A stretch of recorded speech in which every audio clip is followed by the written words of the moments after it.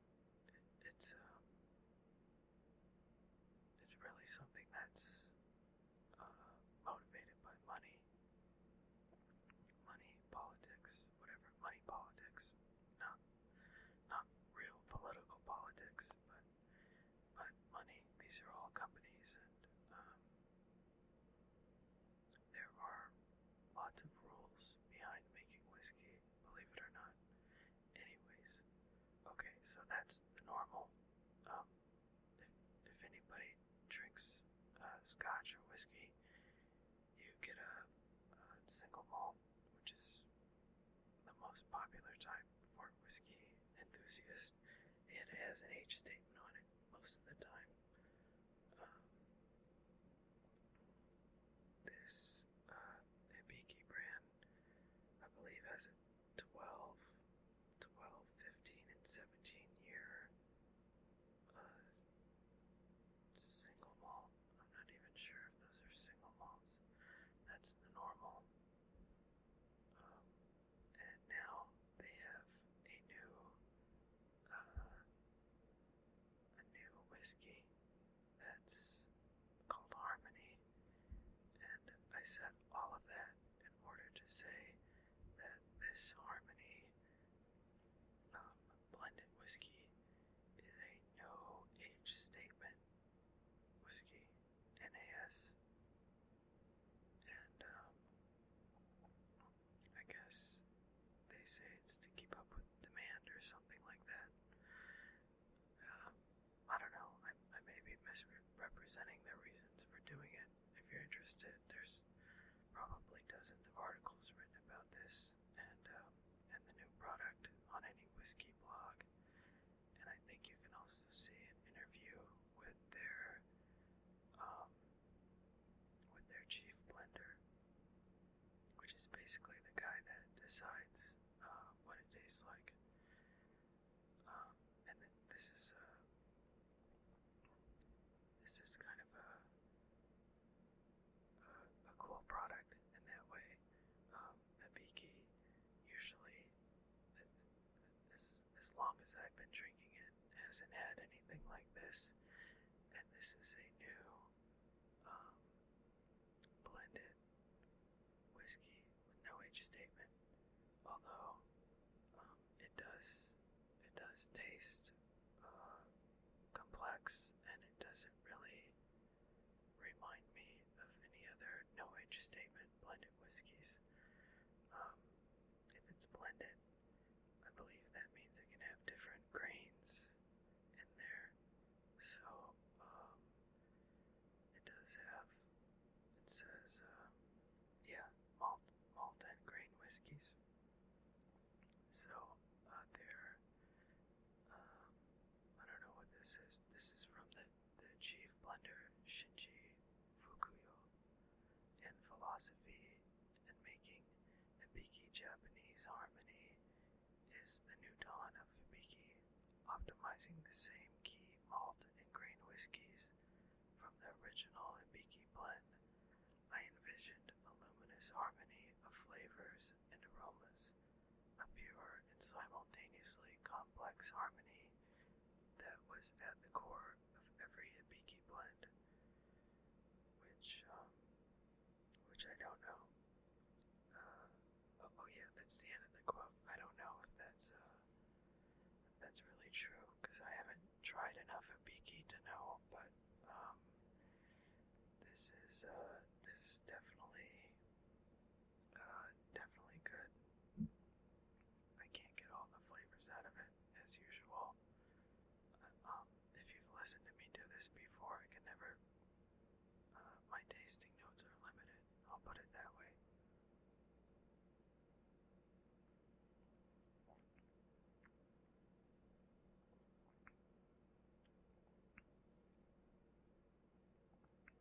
But wow, that was really loud. I set the glass down on the table. It's really loud. If you've heard me do this before, you'll know that my taste buds aren't that great. But oh, I was going to say, whiskey drinker, and maybe you've only had Johnny Walker or some, what else is, I'm trying to think of what's another popular one? Yeah, or Macallan. That's at a lot of bars and restaurants. If you've tried those and you want to try something new, this is I would definitely recommend this. It's very very easy to appreciate, and it does have a really nice balanced flavor. It is definitely on the sweeter end, but it's not totally sweet.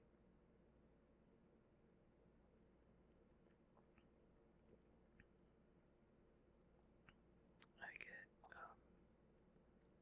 definitely vanilla and honey that I suppose I get out of almost anything sweet. Kind of reduces down to those flavors for me, at least. Um, Maybe some apricot or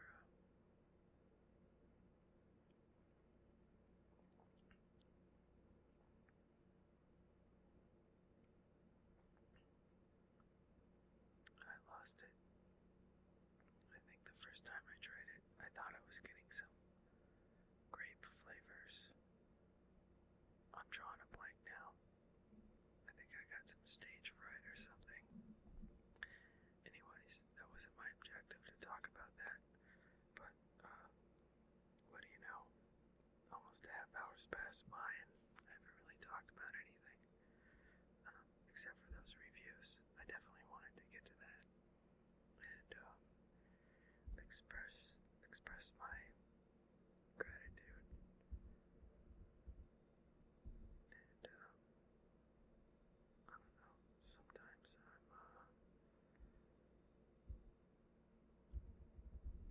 feeling very appreciative, and believe it or not, this kind of stuff is therapeutic for me in a way. And this this upcoming month is gonna be different. That's for sure. Uh, I won't get into my personal life, but changes are coming, and maybe that's a good time to talk about what's really important, and that's sleep.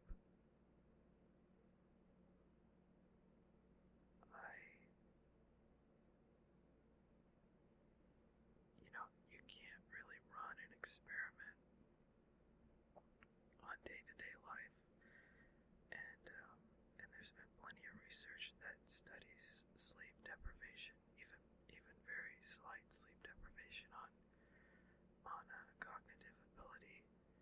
And if you're feeling inspired, just go and search around, and you'll find plenty of research targeted on that area.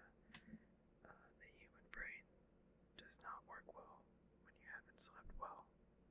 So, I brought that up because sleep is going to be very important coming up.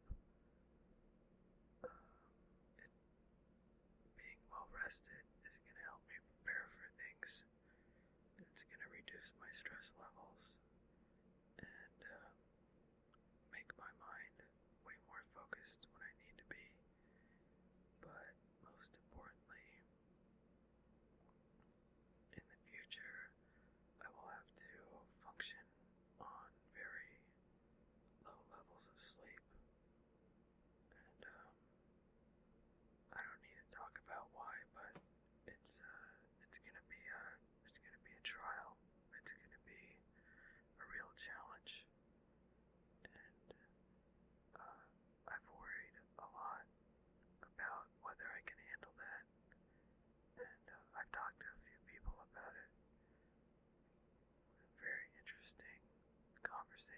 thoughts have come up, and it's interesting that I, I think it almost reminds me of having confidence or not. It's one of those things. You either have it or you don't.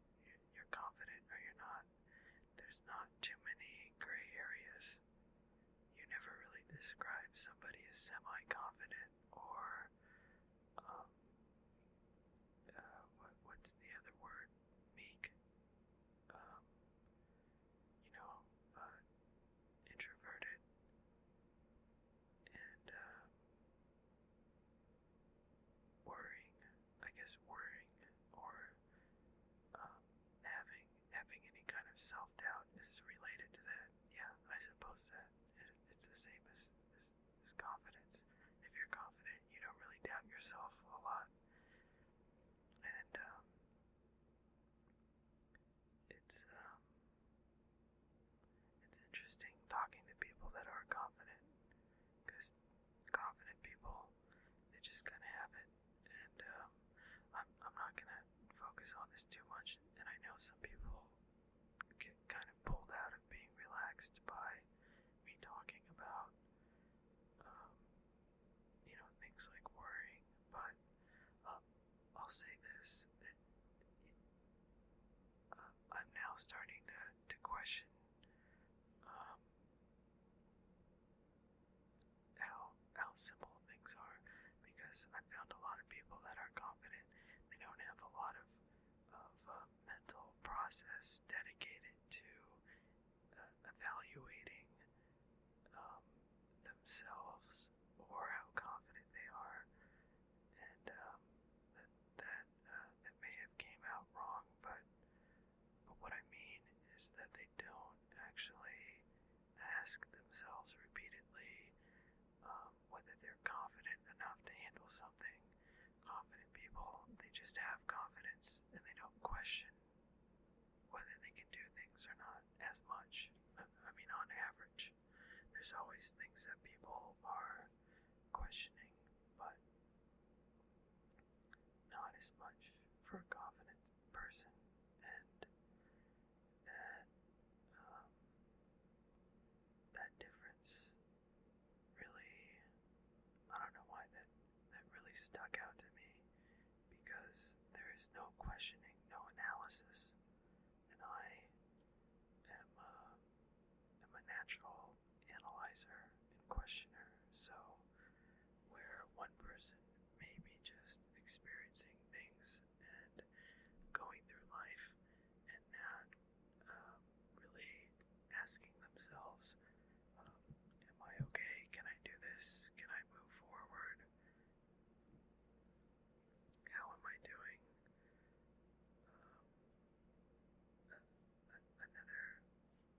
Another person on the opposite end could be in the same exact scenario, but be bogged down by questioning, and it's not that they don't, or for me, I wouldn't describe myself as somebody who lacks confidence. I would say what I'm really lacking is a conclusive indicator that um, I know what's going on, or I know myself, or I know that I can do something, and confidence is, it's like just like a con artist in a way. It's something that, yes, it can come from experience and from knowing one's abilities, but I think for a lot of people, especially those who are overly confident, and forgive my judgment, but maybe don't really deserve to be confident, although I hate using that word, deserve, because I don't think anyone deserves anything, but they just pull it out of thin air, and it works. So that was my main point. That subtle difference, me questioning things, not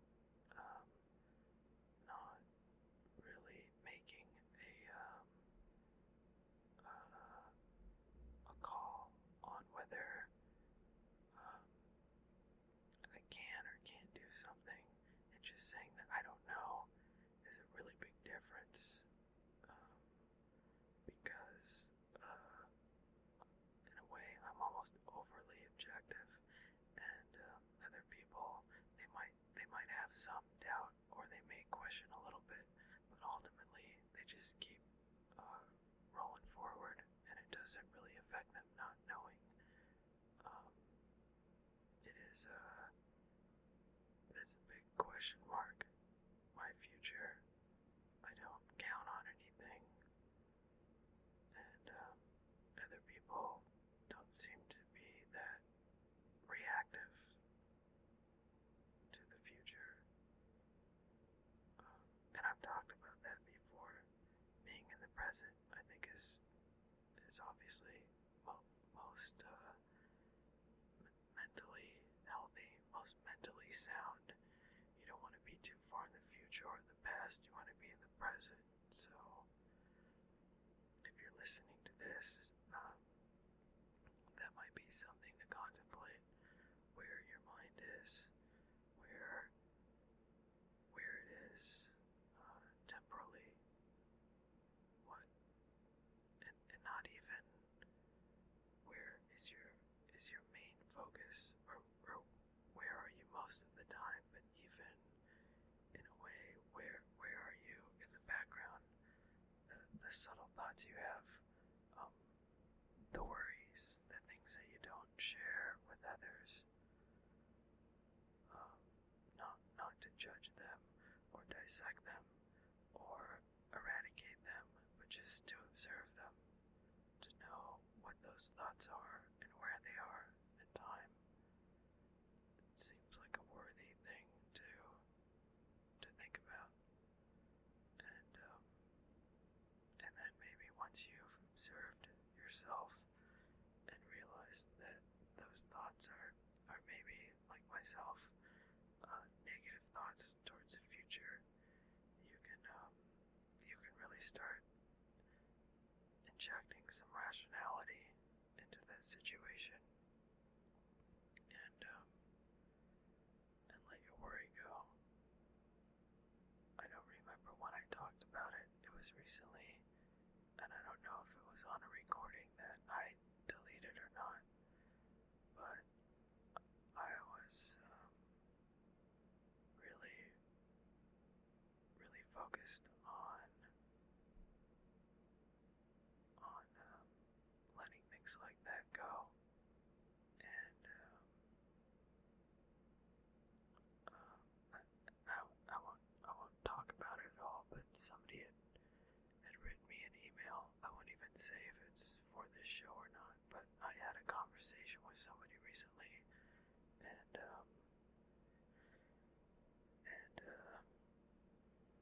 had a lot to do with worrying, and especially at nighttime. I know that's a difficult time for a lot of people, and for a lot of you people listening, I'd be willing to bet a lot of you have a similar issue where something comes up at night when you need rest, when you owe it to yourself to rest and sleep, but your mind almost turns on, and all of your worries emerge, and maybe at a later time I'll talk about what I try to do when things like that come up. But I think the first thing, and maybe the most important thing, is not to be too reactive and to accept those things. You can't fight yourself. It's impossible. You will never succeed. I can promise you that. If you try to fight worry, insecurity, it's all forms of conflict within yourself, and you can't win that conflict. It will just amplify the issue. It's like if you were trying to stop your hateful, angry behavior by hating it, by hating hatred itself.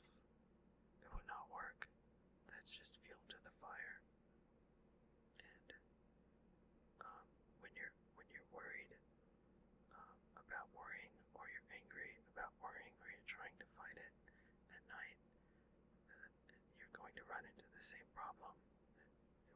It won't go away that way.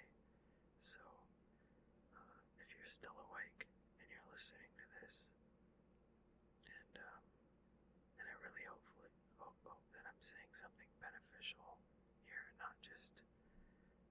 I hope this isn't total rambling. And if you already think these things, then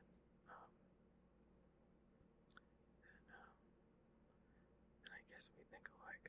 But if you haven't given these things any thought, then and I'm not telling you to do this, but um, actually I'm not positive, but I'm pretty sure that any kind of like quick fix or more aggressive, assertive way in dealing with um, whatever issues you have sleeping, or getting to bed, or letting your mind relax. None of those issues are going to improve with that type of approach. There are no quick fixes. I believe that. So, and I know I say that a lot, but I guess I just really like to keep restating that this is my opinion. This is the way that I see things. And I could be wrong. It is that kind of questioning that makes me who I am, that actually gives me a lot of question marks in my future, that makes me contemplate things too much. And it is my questioning of my questioning that may get me out of this. I'm not sure, but understanding the nature of that questioning for me is important. So, to understand it, you have to see it with open eyes, unbiased, free of judgment, and imagine yourself as a video recorder looking inward with no filters. A video recorder doesn't see things like a human. It's totally objective. If there's a subject to be studied on video, the video recorder will show you what's happening. It may not be perfect. It is a type of seeing, a type of filter, but for this argument's purpose, theoretically, it is objective compared to a human. That's how I strive to see the things that bother me, or whatever issues I have. And with that type of seeing, that is, for me, what allows me to accept it, to understand it and accept it. That's the main point. That's what I was getting at. You have to accept your problems. It doesn't matter what they are. And you have to care for them. You have to take care of yourself and all of your issues. It doesn't matter what they are. You're abusive, self-abusive, an addict, bulimic, you're schizophrenic, it doesn't matter. Well, some of those are actual mental illnesses, but illness or not is irrelevant. They're you. It's part of you. It doesn't matter what label you give it. It doesn't matter where it comes from or whether it's a benefit to you or not. Those are all different filters. Good, bad, beneficial, not beneficial, mental illness, socially accepted or not. Those are all filters. You, I believe, can really understand yourself more fully and live with less conflict and allow yourself to relax and fall asleep better if you see yourself for what you are and you accept those things. I really don't mean to sound this preachy, and this is this might be a record breaker for rambling about um, sleeping issues and the idea of issues, but I suppose it's something that I feel strongly about, and I would hope that it can help some people fall asleep. And for the rest of the people, I hope it bores you to unconsciousness and you don't hear any of this.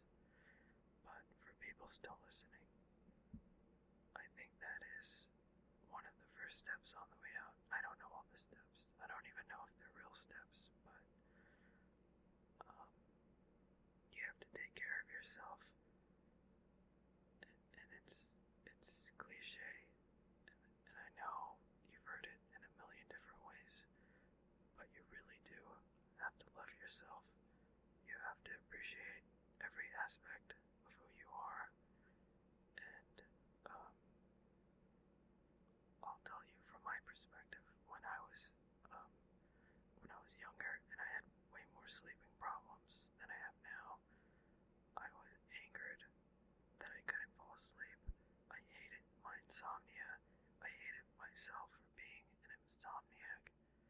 Um, it plagued me, and insomnia was separate from me. It was a thing attached to me that I didn't like, and that never led me anywhere. I don't know if I really fully accepted it, but I only got out of that by getting to a relaxed state, which is um, which is very key in dealing with, I think, almost any personal issue.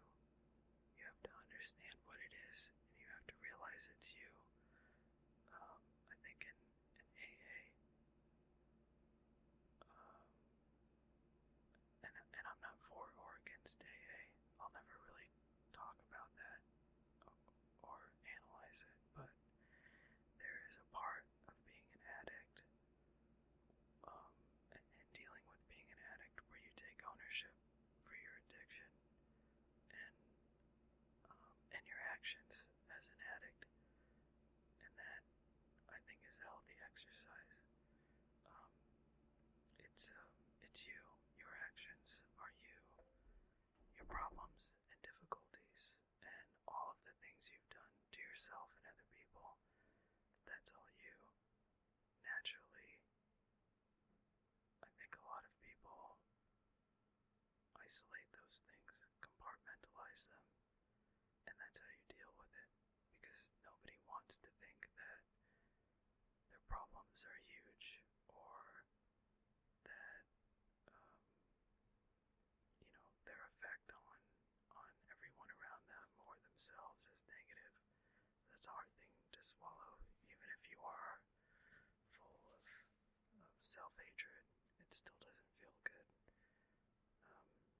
And that's a totally different topic, self-hatred, but I hope that helps, and I hope that if you haven't been able to accept things about yourself, you take a really hard objective look inwardly and start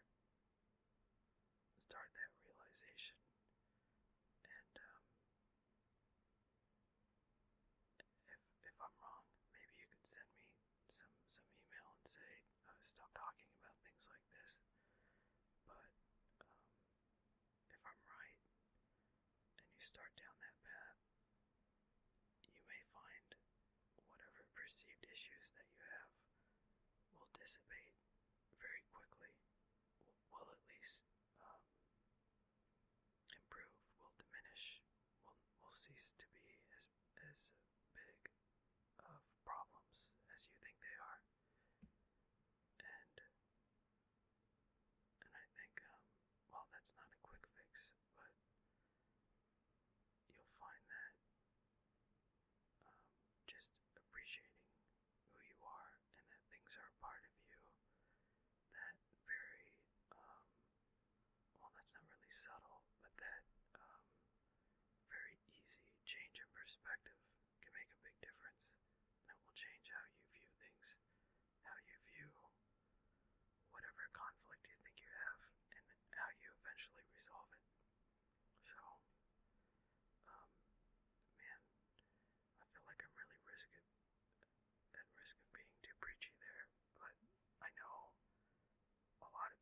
listen to this have sleep problems, because you write in and you tell me, and you know what?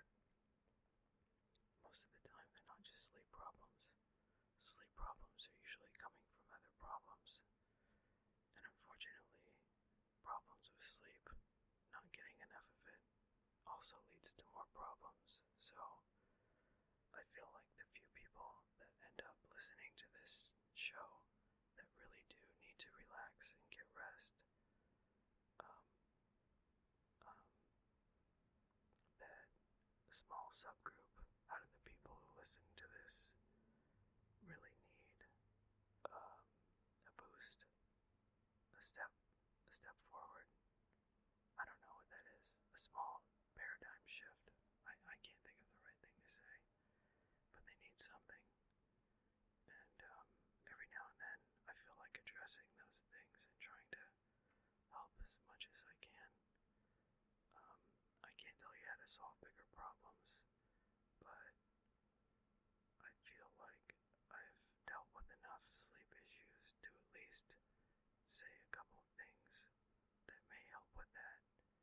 And then amazing things can happen once you've had a good night's rest and you start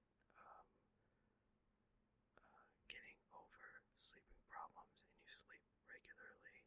You start feeling more energetic, more motivated to deal with yourself and other issues and take care of things and start confronting the reality that's around you.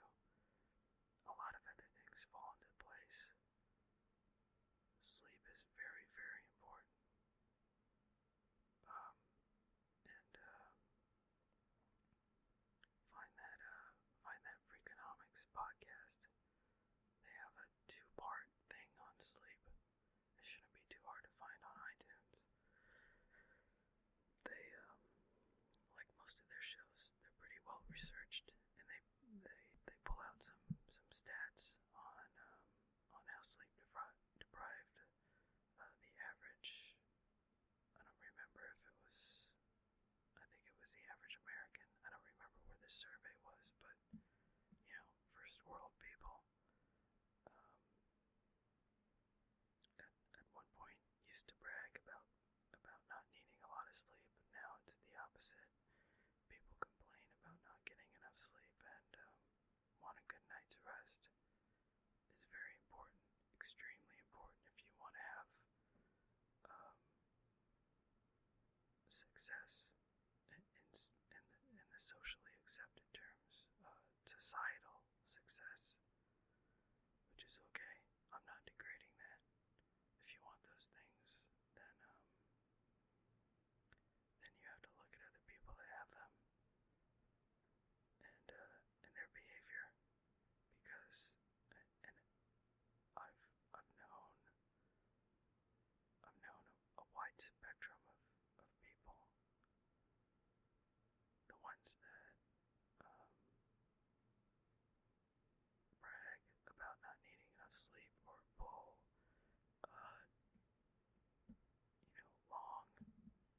long shifts at their job. Those people are running on empty a lot, and you may see a very, very biased view of them, and you may think that's awesome that they can do so much with so little sleep, but I think a lot of that is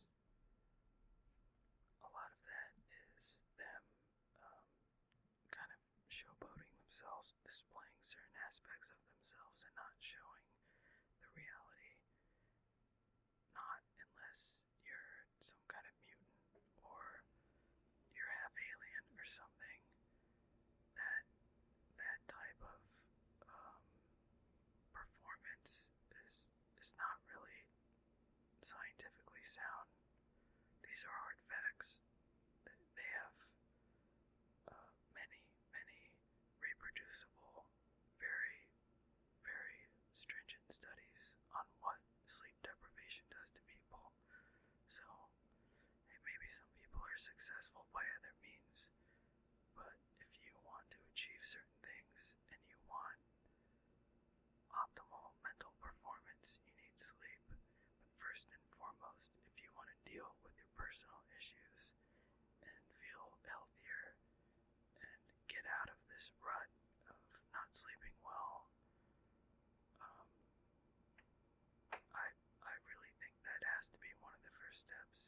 have to accept it about yourself. You have to see that it's part of you, and you have to see it as not some ugly problem, but something no different uh, than breathing or digesting.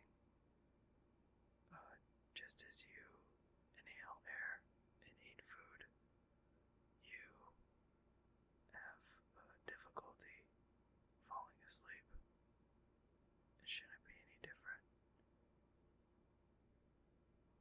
It's all part of you. It's who you are.